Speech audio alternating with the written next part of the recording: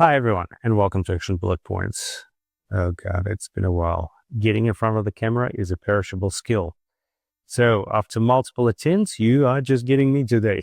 Anyway, we actually owe you quite a few things. We've got 2 interviews left that we recorded at the Worlds. Then we'll cover the Worlds. It's been a blast. Mostly it was a learning curve for us. Then we're going to cover Need for Speed, where we went December last year. And then we're just going to jump into the new season. So for today, this interview is very, very special. But before we even go into this, apologies on our behalf. We're filming that interview straight after the prize giving. We, for some reason, thought that Steve won the production optic division individually, but he actually came second. So Accuracy X team won production optics worlds. And the other thing we sincerely apologize is for the quality of the audio. The interview wasn't planned. We just caught up with Steve and it was our last day at the Worlds. Steve, can we get an interview? And Steve goes, yeah, sure, let's do it right here, right now. I wasn't looking into the camera. I had no mic on me. Lucky for us, he was talking straight into the camera and his sound we can hear loud and clear. Me talking away, not so much. This interview is an absolute must watch for people who are trying to get into competitive shooting. Tips that Steve gives, they're pure gold. I wish I knew that when I was starting my competitive shooting career. I wish I knew all those tricks. Just enough said, over to Steve. Here, the boss, Steve from the USA, and he is the winner. Production optics team, yeah. Miyasuichi won the world production optics first place. Yeah, that's right. Well done. Thanks. Yeah, thank you. Yeah.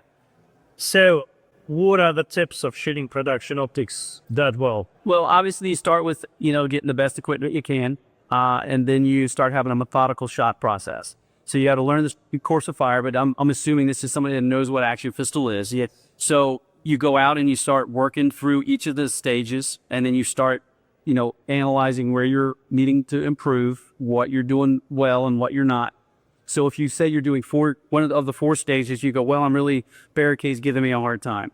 You try to break down where on barricade you're having a hard time. So, well, I do great. I'm clean until I get to the 25-yard line. Then I start popping some 8s or whatever. You just sort of analyze it. Just be really methodical about it. Analyze it. Keep a notebook. Like, we're big on keeping a notebook. Like, we'll actually, every time to shoot, you take notes on what went right, what needs improvement, try different things, and then obviously just practice with high expectations. Barricades is the hardest one for me, especially the left-hand side, the weak-hand side. Yeah. Give you a hard time. Yeah. So you're production optics, right? I'm shooting open production optics and production. Yeah. So my production scores sometimes are better than production optics. Yeah. Interesting. All right. So in that case, what I would think is maybe you're seeing too much with production optics, and it's overloading your capacity to process. Because with metallic sights, if you're shooting production and you're not seeing as much, you're seeing a sight picture, but there's a lot of movement, and you're probably not seeing some of the movement, and you're shooting through that movement. Mm-hmm. Where with the dot, you may be seeing all that, and you're trying to correct for it, and it's obviously adding complications into it. So what I would advise you to do is go shoot production optics on the supported hand side or the weak side. Shoot one shot at a time as slow as possible, and then slowly build your cadence. Start slow, get good shots.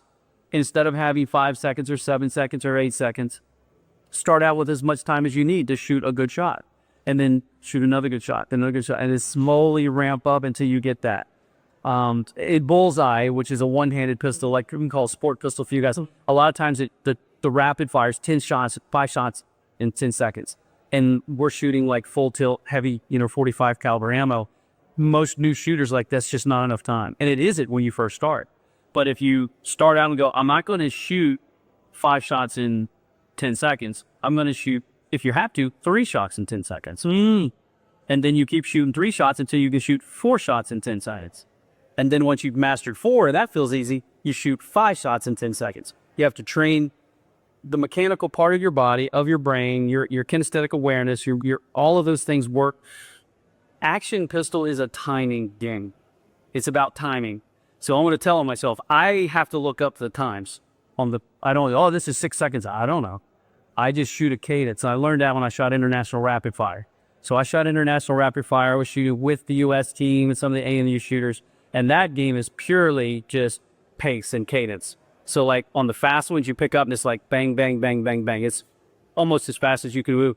So you train your body clock to go, okay, at this yard line, I shoot at this pace. Bang, bang, bang, bang. That will help you build an internal clock. But Bianchi action pistol shooting is all about timing.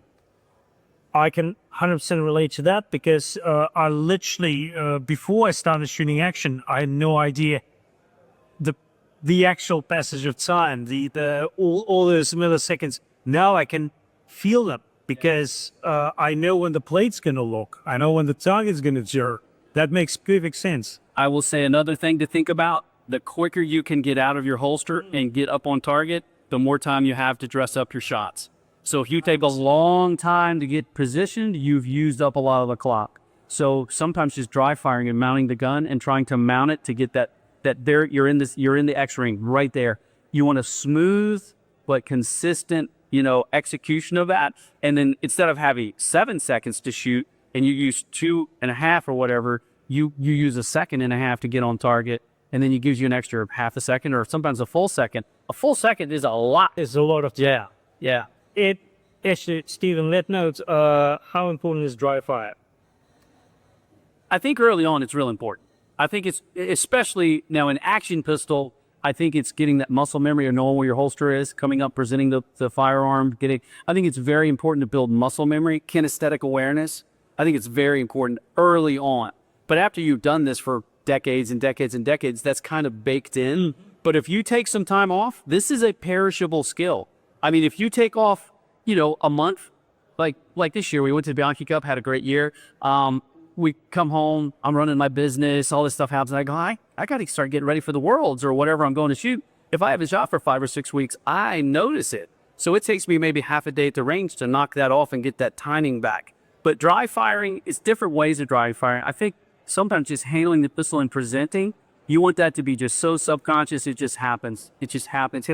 Consistent grip, consistent. Yeah, you don't want to come down. You want to come down and know exactly how you're getting your grip. You want to be presenting the pistol the same way. You want to be, executing your press the same way.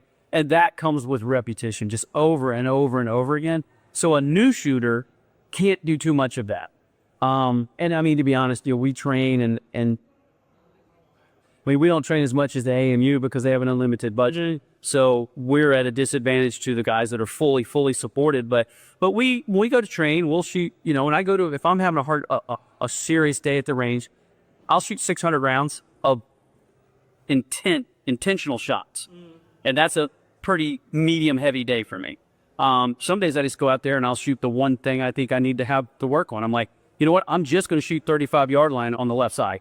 That's all I'm doing today. And I'm not leaving until I get the results that I came there to get. And then you try to analyze what you're doing. And I'll take breaks. I'll think about it, and try. Sometimes you experiment, try different things, So it's an ongoing journey and it's very perishable. These skills, it's not like, oh, I've got it, I always have it. No, it's you got it and you have to keep working to maintain it. 100%. And one of the reasons why I enjoy shooting action is unforgiving. Oh, yeah. If you drop a shot, they can't back it up. Oh, yeah. No, it's a no alibi game. And it's a precision game, but still with some substantial time limits. So that's why we love it, because it's a hard sport. According to Wikipedia, the hardest out of all swimmers. Yeah. I disagree with that. International rapid fire is by far the hardest thing I've ever done. And I've done a lot of stuff. International rapid fire to me is the top of the heap, but action pistol and bullseye are right there together. And it's great fun. It's addicting.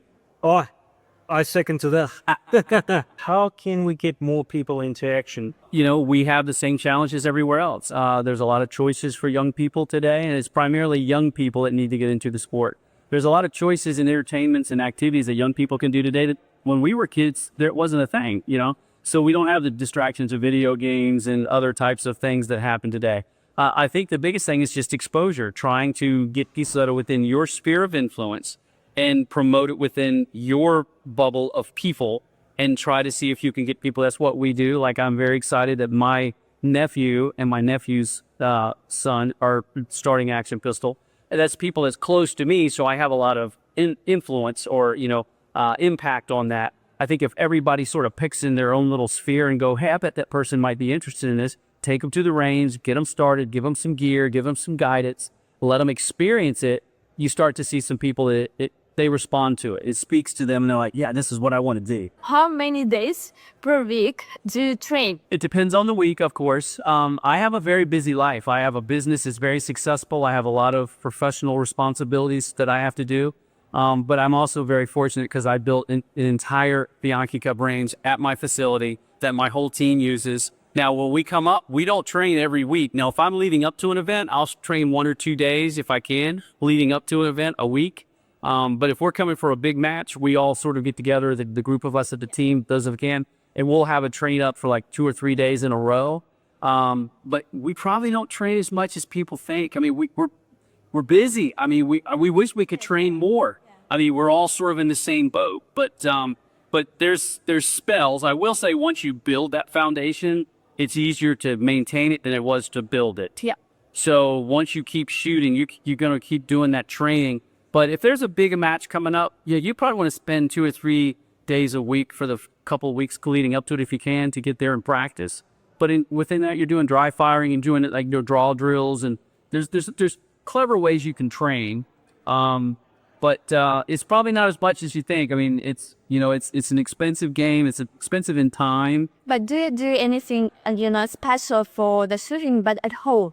Like dry fire, but anything else? A gym, maybe? Oh, Lifting weights. I'm very active. I'm not a gym rat, but I love cardio. So I mountain bike, I swim, I row a sculling hole, I walk a lot, and I have just a very active. So my lifestyle is very active, but I do exercise and stretch. I do like a bunch of specific stretches and stuff, and that's just to ward off the OLD. That's just trying to just stay mobile and keep doing this as long as I can. Because, it's a fun game and we want to shoot for as long as we're able to shoot. Very, very true. I second to that. And also the question we ask everyone, how do you deal with anxiety on the range? So competition day, you plates, 10 yards line. Yeah. Yeah. So a tough one.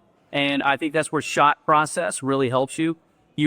So I want to give you a saying that I'm well known for saying is that you can practice shooting all you want, but until you start practicing competing, you're really not going to win. So you can't experience the same pressure in a match unless you're shooting matches. So you need to shoot matches. You say, well, there's not enough matches. Well, you know what? Get 3 of your friends there and say, whoever loses is going to have to buy a round for everybody after we get done. Or very good point. Put pressure on yourself to allow you to do that. And it's a mental game. So a lot of times people walk straight up to the line and it's time to shoot. I've started my mental preparation the night before probably about getting ready for what I'm doing the next morning. Like if I know I'm shooting the plates, I'm running it through my mind. I'm imagining it. I'm doing the cadence as I go through. I'm imagining grabbing. I try to remember everything mentally, imagine or recreate it in my mind. But when you go up there, the big thing is to try to focus, but you're still going to have nerves. I mean, I do. I feel it. And you just got to breathe and just stay focused on the task at hand and focus on, I know how to do this. I'm just going to shoot my shot process. I'm just going to shoot my plan. And if you focus on what you've trained on, you fall back on your training, it'll usually get you through those pressure moments. And the more you compete, you always feel pressure, but if you haven't competed in a while or it's a big match, the Worlds, how much bigger does it get? I shot 2 personal, I'll share this. I shot 2 personal vests. I shot a personal vest in the Nationals, and then I backed it up with a personal vest in the Worlds. It's because of my training and just relying on that shot process. I felt nerves. There's an interview that we'll be posting, and my teammates came up and interviewed me right after the mover, and they're like, how do you feel? And I'm like, I think I'm going to fall over. So I feel like, it's like, it's like getting, it's a lot to process. Some guys though are better at that, and they just, I think they manage it better. I think everybody feels it, but it's just part of what you have to get used to dealing with. Yeah. Awesome. Very interesting. Yeah. Thank you very much. Thank you very much. That's my pleasure. We've enjoyed New Zealand. We're already counting the days to come back. We'd love to have you back. Yep. Well, we can't wait. Thank you. Thank you very much for watching. I'm sure if you are still watching, you really enjoyed that interview. Like, subscribe wherever you're watching. See you up there.